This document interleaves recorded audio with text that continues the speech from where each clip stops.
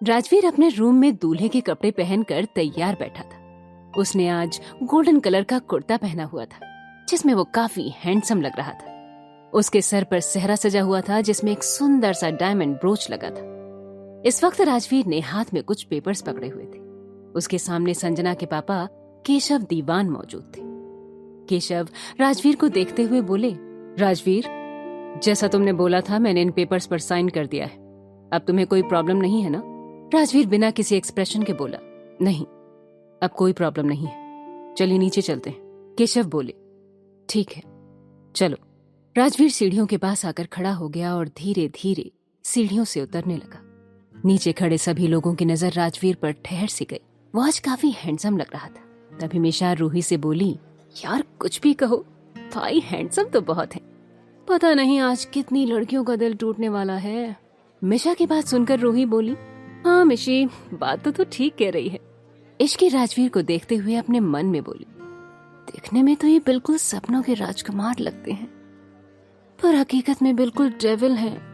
राजवीर नीचे आकर कुछ बिजनेसमैन से मिलने लगा और एक नजर इश्की को देखकर अपने असिस्टेंट को कुछ इशारा कर दिया। फिर वो मंडप में जाकर बैठ गया। पंडित जी मंत्र पढ़ने लगे। कुछ देर बाद पंडित जी ने संजना को बुलाने के लिए कहा। पंडित जी के बुलाने पर संजना की सभी दोस्त उसे लेकर आ गईं। आज संजना ने रेड कलर का लहंगा पहना था जिसमें वो बहुत सुंदर लग रही थी। उसको देखकर मिशा इश्की से बोली, आज तो ये भी सुंदर लग रही है। ये सुन इश्की बोली, हाँ सुंदर तो लग रही है, वैसे भी लड़की अपनी शादी वाले दिन बहुत सुंदर लगती है। मिशा बोली, पर जो भी हो वो तेरे से तो कम ही सुंदर है। ये सुन इश्की स्टाइल मारते हुए बोली, अब इसमें मैं क्या करूं, मैं हूं ही इतनी सुंदर। मिशा मुंह बनाते हुए बोली, बस कर, जब देखो तब खुद की तारीफ करती रहती है। इश्की बोली, शुरू किसने किया? तभी पास में खड़ी रूही बोली, बस भी करो तुम दोनों, अब सामने देखो चुपचाप। संजना मंडप में आकर बैठ गई और शादी की क्रियाविधि शुरू हो गई। तभी अचानक से लाइट बंद हो गई। लाइट के जाते ही सभी लोग पैनिक हो गए। तभी मिशा बोली, यार ये लाइट कैसे चली गई? अर्नब बोले, रामू जाकर लाइट चेक करो यार। लोगों में हलचल मच गई थी कि तभी एक प्रोजेक्टर चालू हो गया जिससे सबका ध्यान उस ओर चला गया। उसमें केशव के सारे काले कारनामे सबूत के साथ फ्लैश होने लगे थे। ये देखकर सभी मीडिया वाले उसकी फोटो लेने लगे। वहीं बाकी लोग हैरान थे कि आखिर ये क्या हो रहा था। तभी केशव चिल्लाते हुए बोला, ये सब क्या बकवास है, बंद करो ये सब। वो जल्दी से प्रोजेक्टर के पास जाकर प्रोजेक्टर बंद करने की कोशिश करने लगा कि तभी लाइट ऑन हो गई। राजवीर मंडप से चलकर उनके पास आया और बोला, तो कैसा लगा मेरा सरप्राइज? तुमने मुझे 48 घंटे दिए थे अपनी बेटी से शादी करने के लिए, और देखो इन 48 घंटों में मैं तुम्हें सड़क पर ले आया और तुम्हें सलाखों के पीछे भेजने का इंतजाम भी कर दिया।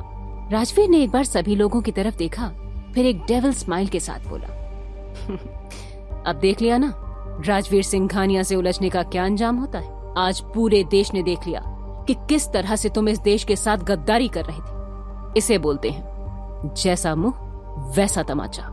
ये कहते ही राजवीर ने अपना सेहरा उतारा और गुस्से से आगे बोला, ये शादी तुम्हें सबके सामने एक्सपोज करने का सिर्फ एक बहाना था ताकि सभी लोग जान लें कि राजवीर से टकराने का अंजाम क्या हो सकता है।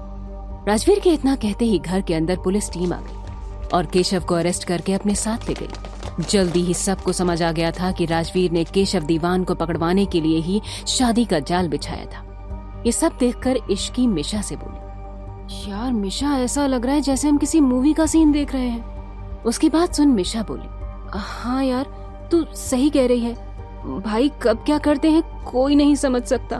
कुछ देर बाद सभी मेहमान वहां से चले गए। वहीं मीडिया वालों ने राजवीर से कुछ सवाल किए और फिर वो लोग भी वहां से चले गए, सिवाय पंडित जी के, क्योंकि उन्हें वहां रुकने के लिए बोला गया था। सबके जाने के बाद हॉल में बस घर वाले, इश्की और संजना रह गए थे। जब संजना ने देखा कि अभी भी पंडित जी रुके हुए थे तो उसे एक उम्मीद मिली थी कि अभी भी शायद राजवीर उससे शादी कर लेगा। दादी बोली, राजवीर ये सब करना था तो शादी का नाटक क्यों किया? ये सुन राजवीर बोला, क्योंकि मुझे दीवान के शेयर चाहिए थे जो कि वो शादी वाले दिन ही देता। दादी बोली, लेकिन शादी तो तुम्हें 2 दिन के अंदर ही करनी है। तू भूल गया क्या कि तेरे दादाजी ने वसीयत में लिखा था तुझे 29 साल तक शादी करनी होगी। नहीं तो ये सारी प्रॉपर्टी ट्रस्ट में चली जाएगी और परसों तू 29 साल का होने वाला है। राजवीर बोला, मैं कुछ भी नहीं भूला हूँ दादी, मुझे सब याद है और मेरी शादी आज ही होगी। राजवीर की बात सुनकर अर्णव बोले, क्या तुम संजना से शादी करोगे? राजवीर बोला, नहीं। राजवीर का जवाब सुनकर सारे घर वाले सोच में पड़ गए कि आखिर राजवीर किससे शादी की बात कर रहा था। सभी सोच रहे थे कि तभी संजना की आवाज आई, तुम ये क्या कह रहे हो राजवीर? तुम तो मुझसे प्यार करते हो ना? संजना की बात सुन राजवीर गुस्से से बोला, ये बात तुमसे कह किसने दी? संजना बोली, तुमने खुद मुझसे शादी की बात की थी। राजवीर बोला, तुम्हारे बाप के काले कारनामे को सामने लाने के लिए मुझे ये सब करना पड़ा। संजना रोते हुए बोली, लेकिन इसमें मेरी क्या गलती है? तुम मेरे साथ ऐसा कैसे कर सकते हो? राजवीर गुस्से से बोला, तुम्हारी क्या गलती है? तुम्हें क्या लगा तुम मेरे साथ गेम खेलोगी और मुझे पता भी नहीं चलेगा? तुम ये सिर्फ इसलिए कर पाई क्योंकि मैंने ऐसा करने दिया। अगर तुम मेरे गुस्से से खुद को बचाना चाहती हो तो अभी के अभी यहाँ से निकल जाओ। राजवीर को इतने गुस्से में देखकर संजना वहां से चली गई। अर्णव ने फिर पूछा, तुम्हें अगर उससे शादी नहीं करनी तो किससे करनी है? अर्णव की बात सुनकर राजवीर इश्की की तरफ देखने लगा और उसकी तरफ बढ़ गया। ये देखकर इश्की मिशा के कान में बोली, ये डेविल हमारी तरफ क्यों आ रहे हैं? मिशा बोली, मुझे क्या पता, मैंने तो आज कुछ भी नहीं किया। इश्की और मिशा बात कर रहे थे कि तभी राजवीर उनके पास आ गया और इश्की का हाथ पकड़कर मंडप की तरफ ले जाने लगा। घर के सभी लोग ये देखकर शॉक हो गए। वहीं इश्की को कुछ भी समझ में नहीं आया। उसने कुछ बोलने के लिए राजवीर की तरफ देखा, लेकिन उसके गुस्से को देख कुछ नहीं कहा। तभी दादी हिम्मत करके बोली, राजवीर बेटा ये क्या कर रहे हो? राजवीर ने एक वर्ड में जवाब दिया, शादी। राजवीर के इस जवाब को सुनकर सभी घर वाले चुप हो गए, क्योंकि राजवीर के वर्ड के पीछे छिपे गुस्से और इरिटेशन को सब समझ गए। ये सब देख मिशा अपने मन में बोली, मेरी प्यारी दोस्त आज बलि चढ़ने वाली है, मुझे कुछ करना चाहिए। मिशा आगे बढ़कर राजवीर को रुकने के लिए कहती, उससे पहले दादी ने उसका हाथ पकड़कर ना में सिर हिला दिया। मिशा चुपचाप खड़ी हो गई। वहीं राजवीर इश्की को लेकर मंडप में बैठ गया और पंडित जी को मंत्र पढ़ने को कहा। इश्की अपने मन में बोली, ये क्या हो रहा है मेरे साथ? मेरी शादी, वो भी इस डेविल से? नहीं, मैं जरूर कोई सपना देख रही हूँ। इश्की ये सब सोचकर उम्मीद भरी नजरों से सबकी तरफ देखने लगी, जैसे कह रही हो कि बचा लो। मिशा भी उसकी शक्ल देखकर बेचारी सी शक्ल बना लेती है। ये देख इश्की समझ गई कि अब कोई भी इस शादी को नहीं रोक सकता। फिर भी इश्की हिम्मत करके राजवीर से बोली, ये आप क्या कर रहे हैं मिस्टर सिंघानिया? मुझे आपसे शादी नहीं करनी। इश्की की बात सुनकर राजवीर उसे गुस्से से देखने लगा। ये देख इश्की डर कर चुप हो गई और गर्दन नीचे कर ली। तभी पंडित जी ने फेरों के लिए कहा। राजवीर खड़ा हो गया, लेकिन इश्की बैठी रही। ये देख राजवीर ने उसे खड़ा किया और फेरे लेने लगा। इश्की भी धीरे धीरे कदम बढ़ाते हुए उसके साथ फेरे लेने लगी। 7 फेरे खत्म होने के बाद दोनों फिर से बैठ गए। पंडित जी ने राजवीर को मंगलसूत्र पहनाने को बोला। पंडित जी के कहते ही कोमल ने आकर राजवीर को मंगलसूत्र दे दिया। राजवीर ने वो मंगलसूत्र लेकर इश्की को पहना दिया और उसकी मांग भर दी। पंडित जी बोले, शादी की रस्में पूरी हुई, आप दोनों आज से पति पत्नी हैं। अब आप लोग बड़ों का आशीर्वाद ले लीजिए। ये सुनकर इश्की अपने होश में आई और सोचने लगी, ये मेरे साथ क्या हो गया? मेरी इतनी जल्दी शादी हो गई और वो भी इस डेविल से। मैं कैसे रहूंगी इसके साथ? इश्की ये सब सोच रही थी कि तभी राजवीर उसे लेकर दादी के पास चला गया और उनसे आशीर्वाद लिया। राजवीर और किसी के पास नहीं गया। ये देख अर्णव और कोमल को बुरा लगा, पर सभी को इसकी आदत हो गई थी। कुछ देर की खामोशी के बाद अर्णव राजवीर से बोले, तुमने इश्की से शादी कर ली वो तो ठीक है, लेकिन जिस वजह से की है उसके लिए ये शादी वैलिड नहीं है। इश्की की उम्र अभी 19 साल है और लड़कियों की शादी की लीगल एज अब 21 हो गई है। कोर्ट इस शादी को एक्सेप्ट नहीं करेगा और तुम्हारी मैरिज भी रजिस्टर नहीं होगी। राजवीर अर्णव की बात सुनकर बोला, आप इसकी चिंता मत कीजिए, मैंने वसीयत में अपनी शादी की एज 29 साल से 32 साल करवा दी है। इसका मतलब हमारे पास इश्की की उम्र 21 साल होने तक का टाइम है। जब इश्की 21 साल की होगी तो शादी रजिस्टर हो जाएगी। ये कहते हुए राजवीर सीधे अपने रूम में चला गया। और नीचे सभी लोग खड़े उसे देखने लगे। उसके जाने के बाद कोमल इश्की के पास आई और उसे प्यार से आशीर्वाद देते हुए बोली, बेटा, अब इस पवित्र बंधन में बंध गई हो तो इसे पूरे दिल से निभाना। ये सुनते ही मिशा बोली, पवित्र बंधन में या जबरदस्ती के बंधन में?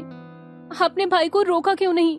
उसकी बात सुन दादी बोली, मिशा, शांत हो जाओ, जो होना था वो हो गया। वो इश्की के पास आई और उससे बोली, इश्की बेटा, तुमने अभी तक राजवीर का सिर्फ गुस्सा देखा है, लेकिन मेरा यकीन मानो, उसका दिल बहुत साफ है। इश्की ने कुछ नहीं कहा, वो चुपचाप सबकी बातें सुन रही थी। तभी मिशा उसका हाथ पकड़कर अपने रूम की तरफ ले गई। अंदर जाते ही इश्की मिशा से बोली, पता है, मैं मंडप में उस दिन को कोस रही थी जब मैं तुमसे मिली। मिशा ने उदास होकर इश्की से पूछा, अब इसमें मेरी क्या गलती है? इश्की बोली, गलती तो मेरी भी नहीं है। ये सुन मिशा बोली, तू कुछ बोली क्यों नहीं? इश्की बोली, मैंने कहने की कोशिश की, लेकिन उन्होंने ऐसे घूर कर देखा कि मैं चुप हो गई।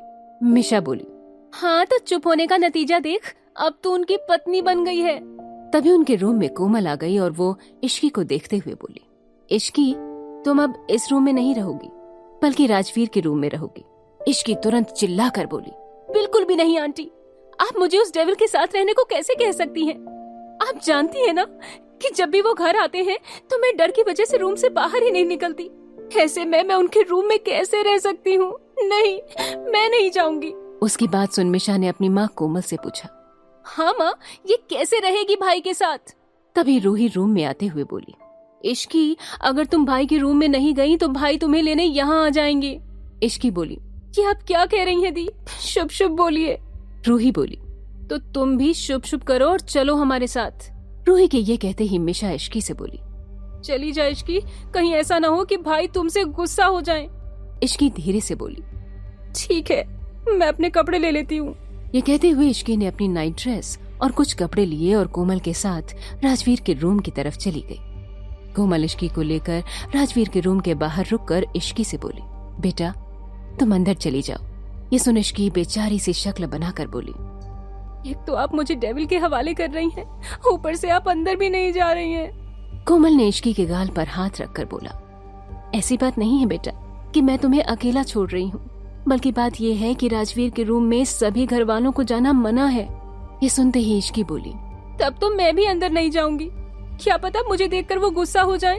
कोमल जी बोली, ऐसा कुछ नहीं होगा, राजवीर तुम्हें कुछ नहीं कहेगा, तुम अंदर जाओ। इश्की ने आगे कुछ नहीं कहा और वो रूम का दरवाजा खोलकर अंदर देखने लगी। फिर कोमल से बोली, ये कितना बड़ा रूम है, ऐसा लग रहा है कि अंदर एक अलग ही दुनिया है।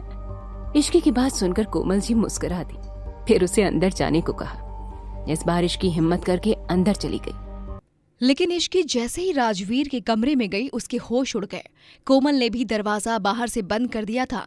ऐसा क्या देख लिया था इश्की ने जो उसके पैरों से जमीन खिसक गई? क्या राजवीर इश्की के साथ जबरदस्ती करने वाला था? अब इस कहानी में आगे क्या होगा, ये जानने के लिए डिस्क्रिप्शन में दी गई लिंक पे क्लिक कीजिए और पॉकेट FM ऐप को डाउनलोड कर सुनिए डेविल से शादी के फुल एपिसोड्स।